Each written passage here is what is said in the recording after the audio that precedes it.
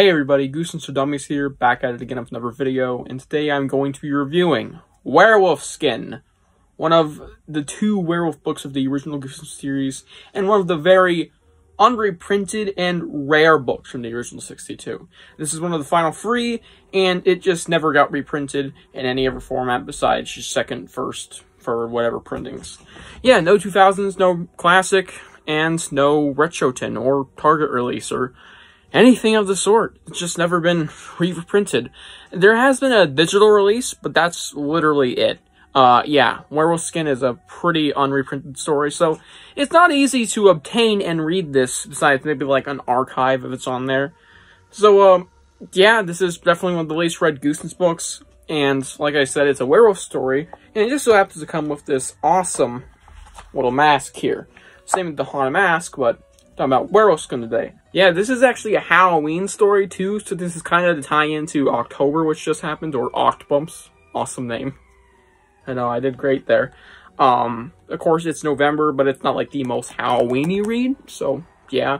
And also, doing this now because, well, we're going to be wrapping up OG series by the end of the year, so yeah. Why not review Werewolf Skin now? So let's just dive in.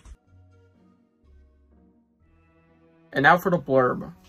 It's a full moon. Do you know where your werewolf is? Picture this. Alex Hunter, photography freak, hanging out in Wolf Creek. Who lives in Wolf Creek? Alex's Uncle Colin and Aunt Marta. Marta? What the fuck?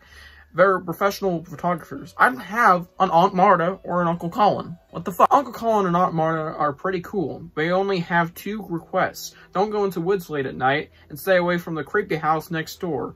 Poor Alex. Yeah, poor me. He just wanted to take a couple of pictures, but now he's about to find out the secret of Wolf Creek late one night when the moon is full. Whew, I wonder! Werewolves! Crazy! Yeah, I think this is really on par with the first werewolf story in all of Goosebumps. I think they're actually going to have the same score around it, of course, but do they rank higher? I'm not quite sure which one's better, but they're pretty close. And to tell you something, it's great. This is a great read, in my opinion. I really dug Werewolf Skin. So yeah, let's dive into what I loved about it. I'm going to keep this short and sweet because there's not a lot to be dragged out here. My biggest thing that I love about this book is the descriptions and the themes.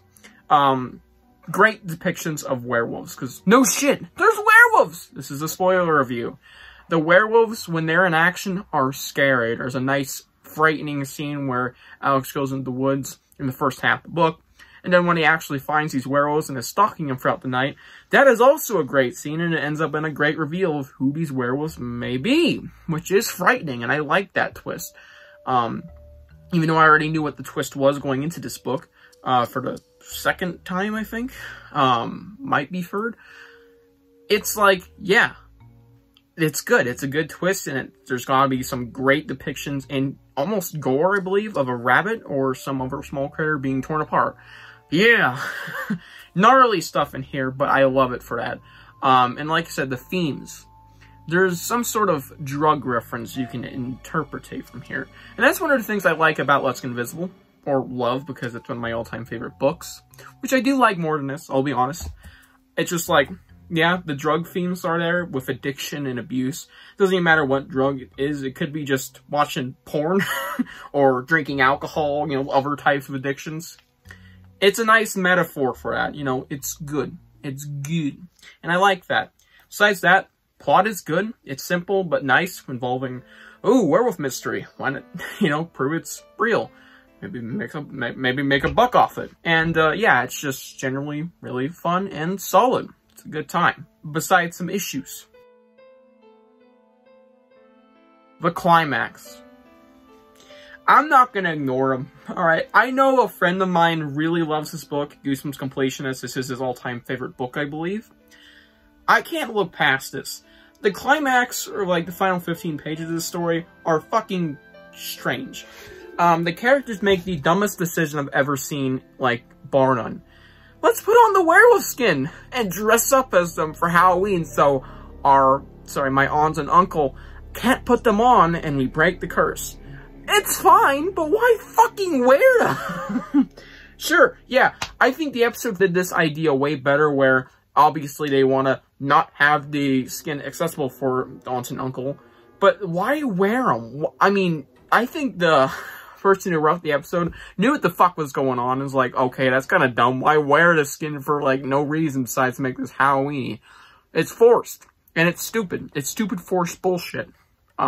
Just what the fuck?